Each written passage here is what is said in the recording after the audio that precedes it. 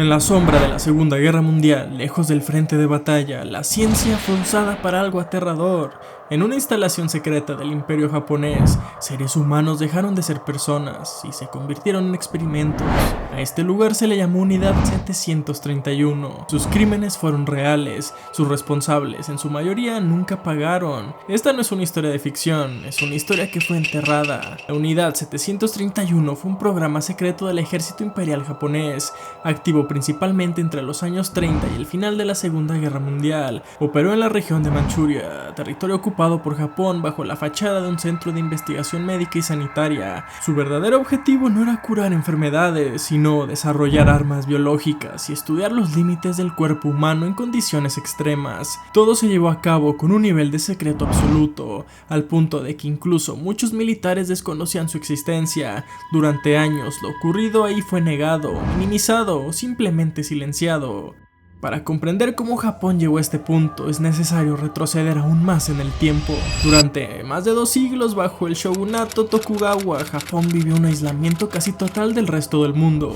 Las fronteras se cerraron, el comercio exterior fue limitado al mínimo, la influencia extranjera fue vista como una amenaza. Mientras Occidente avanzaba en tecnología, industria y poder militar, Japón permaneció estable, pero estancado. Todo cambió a mediados del siglo XIX. En 1853, barcos de guerra estadounidenses liderados por el comodoro Matthew Perry aparecieron frente a las costas japonesas. No llegaron a negociar, llegaron a imponer. Con su armamento moderno como argumento, Estados Unidos obligó a Japón a abrir sus puertos e integrarse al comercio internacional. Para Japón fue una humillación histórica, la prueba de que el aislamiento había dejado al país vulnerable ante las potencias extranjeras. La respuesta llegó poco después, con el periodo Meiji.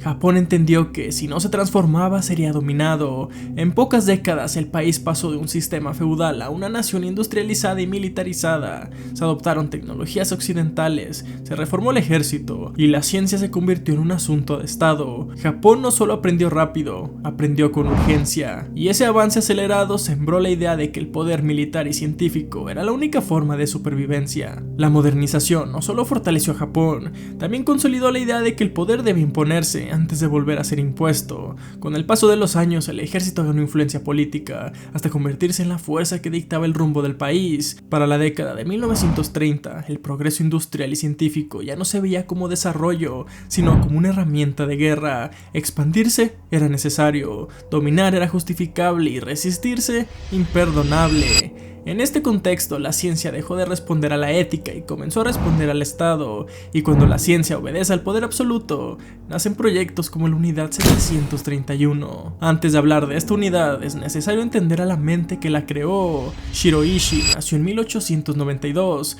en una familia acomodada de Japón. Desde joven mostró una inteligencia destacada, pero también un rasgo que lo acompañaría toda su vida, una profunda sensación de superioridad. Quienes lo conocieron lo describían como brillante, arrogante y obsesionado con destacar por encima de los demás.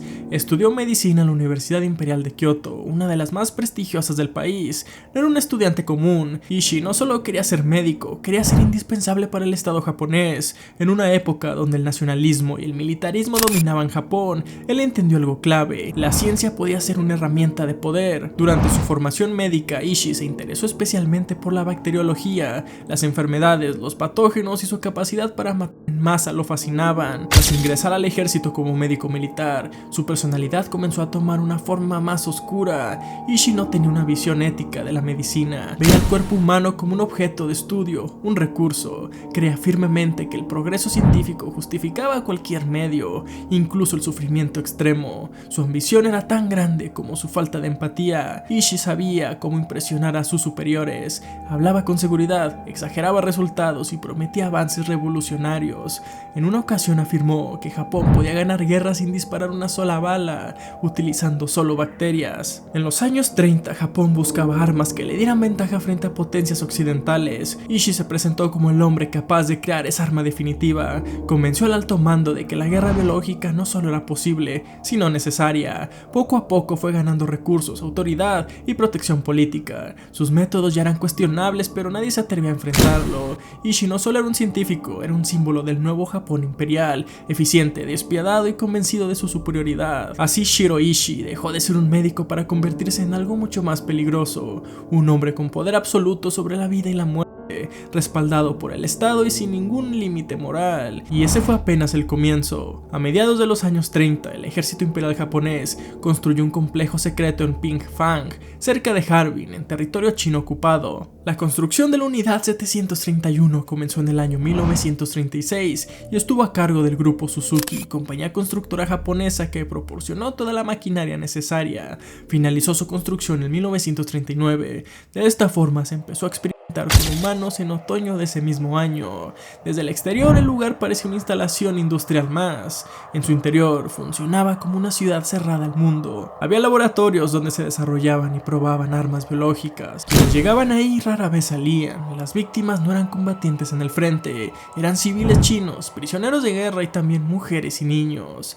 A las víctimas se les acusaba de diversos delitos capitales, destacando el de espionaje o el de enemigo del Estado. Tras la detención eran declarados culpables sin ningún tipo de juicio justo y enviados hacia la unidad 731. Las víctimas de la unidad 731 eran denominadas Maruta, término que significa tronco de madera en japonés, una expresión que despojaba a las víctimas de categoría del ser humano, reafirmándose la superioridad racial que afirmaban poseer los japoneses con respecto al resto de mortales. Se trataba de un nombre en clave usado de cara a la población de la zona, los cuales sentían gran curiosidad por conocer lo que se estaba construyendo en esas gigantescas instalaciones. El ejército de Kwantung afirmaba que se trataba de un aserradero de madera. Mediante esta metáfora se deshumanizaba a las víctimas, las cuales no eran conocidas por sus nombres sino por números de 3 a 4 dígitos. Esta deshumanización ayudaba a los japoneses a crear una justificación para cometer tales asesinatos. Para la experimentación tenían cultivo de ratas y pulgas para generar enfermedades. Entre los patógenos cultivados destacan los del anthrax,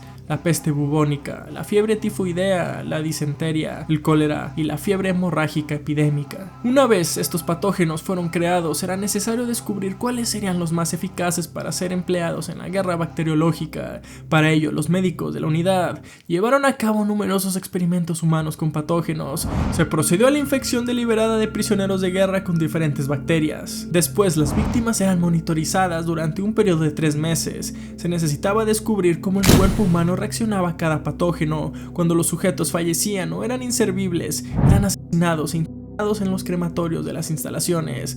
Otros eran viviseccionados sin anestesia para comprobar de primera mano el progreso de la enfermedad dentro del cuerpo humano.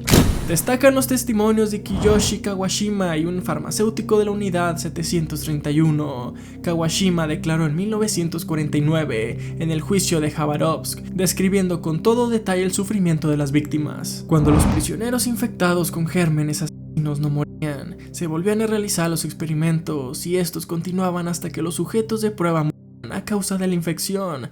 Las personas infectadas fueron tratadas y se les dio comida normal para estudiar varios métodos de tratamiento, y cuando se recuperaron por completo, se utilizaron en el siguiente experimento y se infectaron con otro tipo de bacterias. En cualquier caso, nadie ha salido vivo de esa fábrica de asesinatos.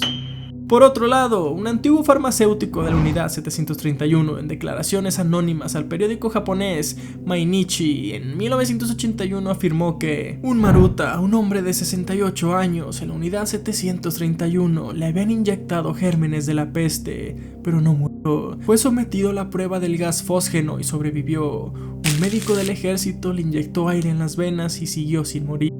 A continuación, el médico utilizó una aguja extra pesada y volvió a inyectar aire en la vena, pero el hombre siguió sobreviviendo. Finalmente, los médicos lo mataron colgándolo por el cuello de un árbol. Shiroishi realizó experimentos que se escapaban de la comprensión humana. Los prisioneros eran sometidos a condiciones extremas para comprobar la resistencia del cuerpo humano. Se les privaba de agua para comprobar cuánto tiempo podían sobrevivir. Se les exponía a los efectos de los rayos X y la baja presión. También experimentaron con transfusiones de sangre animal, como caballos y ovejas, sangre a diferentes temperaturas y sangre de cadáveres.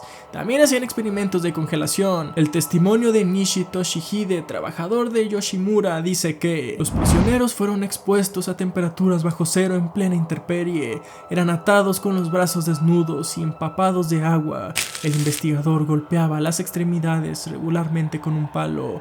Cuando emitía un sonido como el de una tabla de madera, indicaba que la extremidad estaba congelada. Algunos experimentos dejaban los huesos tan frágiles que se hacían añicos con los golpes diferentes de los palos. En cualquier caso, el resultado final era el mismo: gangrena y putrefacción de las extremidades. Los médicos de la unidad 731 decidieron organizar actos sexuales forzados entre prisioneros infectados de sífilis y no infectados para transmitir la enfermedad. Tras esto, se observaba el progreso de la infección, tanto los signos externos de los órganos sexuales como los internos gracias a las vivisecciones. Los prisioneros eran atados a estacas a diferentes distancias y atacados con unas bombas que contenían una mezcla de metralla y patógenos. De esta forma, los prisioneros eran lesionados por ambos componentes. Tras el ataque, se comprobaba si las víctimas fueron infectadas por las bacterias. Otras veces las bombas bacteriológicas eran colocadas junto con las víctimas en el suelo y detonadas como si de minas se tratasen. Ninguna persona conseguía salir con vida de los experimentos. Si algún prisionero de guerra lograba sobrevivir, era asesinado e incinerado. En 1937 comenzaron a atacar grandes núcleos de población chinos, siendo el incidente de Nomonhan de 1939 el primer gran ataque japonés donde se ha notificado el uso de armas biológicas y químicas a gran escala. Se procedió a la contaminación mediante la bacteria causante de la fiebre tifoidea del río Halha. Para ello, los japoneses arrojaron más de 400 litros de este patógeno en la orilla del río, con la esperanza de provocar un brote de esta enfermedad en el bando enemigo. Sin embargo, este método resultó ser un completo fracaso. Luego, las unidades de Shiroishi se encargaron de infectar ciudades con distintos patógenos, principalmente con la peste bubónica y el cólera. Para ello, se probaron diversos métodos de propagación en busca del más efectivo. Entre los métodos más utilizados para provocar brotes de peste destacan el esparcimiento de patógenos mediante aviones y la liberación de ratas infectadas por la enfermedad. En 1944, la situación de Japón en la guerra era claramente desfavorable. Los japoneses perdieron las bases y el control naval y aéreo en la zona del Pacífico. Como consecuencia, el ejército imperial japonés declaró en 1945 la suspensión de la guerra biológica a gran escala. Este conflicto supuso el fin del imperio de Shiroishi. Se ordenó la destrucción de todas las instalaciones. En primer lugar, todos los prisioneros de guerra fueron exterminados, fueron fusilados en las prisiones de los edificios 7 y 8. En cambio, en la unidad 516 fueron gaseados, otros fueron envenenados con cianuro de potasio. El número de cadáveres era de tal magnitud que muchos fueron arrojados al río Songhua. Los edificios, por su parte, fueron demolidos mediante explosivos. Se produjo además la propagación de diversos patógenos. Shiroishi ordenó mantener el secreto de la unidad hasta la tumba, no ocupar cargos públicos después de la guerra y no comunicarse entre sí. La mayor parte de los criminales japoneses no fueron condenados. Tras la redención de Japón, el país estuvo bajo la ocupación de las fuerzas aliadas, lideradas por Estados Unidos hasta el 28 de abril de 1952, tras la firma del Tratado de San Francisco. Ante el inminente comienzo de la Guerra Fría, Estados Unidos necesitaba imponerse a la Unión Soviética, y uno de los campos más valiosos era la guerra biológica. Estados Unidos no comenzaría a investigar sobre esta guerra hasta 1942, en las instalaciones de Fort Detrick, Maryland, y un año después Estados Unidos era conocedor de la experimentación con humanos llevada a cabo por la red de Shiroishi, prohibida por la ley y la ética médica del momento. La información del programa biológico japonés tenía un valor incalculable. No podían permitir que la Unión Soviética se hiciese con los datos referentes al programa biológico japonés. El microbiólogo Murray Sanders fue enviado desde Fort Detrick a Japón en 1945, con el objetivo de interrogar a Shiroishi y todo su equipo. Se necesitaba toda la información posible sobre la unidad 731 y sus resultados en el campo de la guerra biológica. Los Estados Unidos era conocedor de los cargos por crímenes de guerra a los que se enfrentaba Shiroishi y todo su equipo en el Tribunal Penal Militar Internacional para el Lejano Oriente. Por este motivo, Sanders propuso al general MacArthur concederles la inmunidad. A cambio, recibirían toda la información sobre el programa biológico japonés. A pesar de los posibles riesgos, Estados Unidos no dudó en aceptar la propuesta. Antes que hacerse justicia por los crímenes de guerra japoneses, los americanos prefirieron la seguridad de intereses nacionales. En palabras del general MacArthur, la información sobre los experimentos japoneses de guerra biológica será de gran valor para el programa de investigación estadounidense. El valor de los datos japoneses sobre armas biológicas para los Estados Unidos es tan importante para la seguridad nacional que supera con creces el valor de los crímenes de guerra que se persiguen. La información sobre armas biológicas obtenida de fuentes japonesas debe ser retenida en los servicios de inteligencia y no debe ser empleada como evidencia de crímenes de guerra. De esta forma, Ishii y todos los implicados en el programa biológico del Imperio de Japón nunca fueron condenados por sus crímenes. En 1947, el ejército soviético logró capturar en Manchuria a varios miembros de la unidad, entre ellos a Kiyoshi Kawashima y Husao Karazawa. Confesaron la práctica sistemática de experimentos con humanos en las instalaciones de Pingfang. También revelaron las pruebas de campo a gran escala. Inmediatamente la Unión Soviética exigió a Estados Unidos la entrega de Shiroishi y todos sus miembros para su procesamiento. Además, de esta forma conseguirían información sobre el programa biológico japonés. Amenazaron a Estados Unidos con contar sus acuerdos de inmunidad con los japoneses en el Tribunal Militar Internacional para el Lejano Oriente. De hecho, los representantes rusos presentaron pruebas que demostraban el empleo de armas biológicas por parte de Japón. Sin embargo, este tribunal estaba instigado por Estados Unidos, por lo que la solicitud fue rechazada. En 1949, la Unión Soviética llevó a cabo en Siberia el conocido como Juicio de Jabárovsk. Se trató de un juicio abierto celebrado durante 8 días donde se condenó a 12 miembros pertenecientes a la red de Shiroishi. Los soviéticos intentaron difundir en Occidente los crímenes de guerra japoneses probados durante el juicio. Para ello, se tradujeron las sentencias a diversos idiomas y se utilizaron los canales diplomáticos. Sin embargo, Estados Unidos acusó al Juicio de Jabárovsk de propaganda comunista, dado su supuesto carácter ideológico. Como consecuencia, tuvo una nula repercusión a nivel internacional. Shiroishi desapareció del ojo público, vivió en libertad, nunca fue condenado y jamás pidió perdón. Murió en 1959, oficialmente por cáncer de garganta. Durante décadas, el gobierno japonés negó o minimizó la existencia de la Unidad 731. En libros de texto escolares, el tema fue omitido. Muchos documentos permanecieron clasificados y los testimonios de las víctimas fueron ignorados. Mientras Alemania enfrentó su pasado con juicios y memoriales, Japón optó por el silencio parcial. La historia de Shiroishi y la Unidad 731 no trata solo de un hombre o de una guerra, trata de lo que ocurre cuando el poder elimina la ética y cuando el silencio se convierte en una forma de complicidad, porque los crímenes pueden destruirse con explosivos, pero la memoria, tarde o temprano, siempre encuentra la forma de salir a la luz.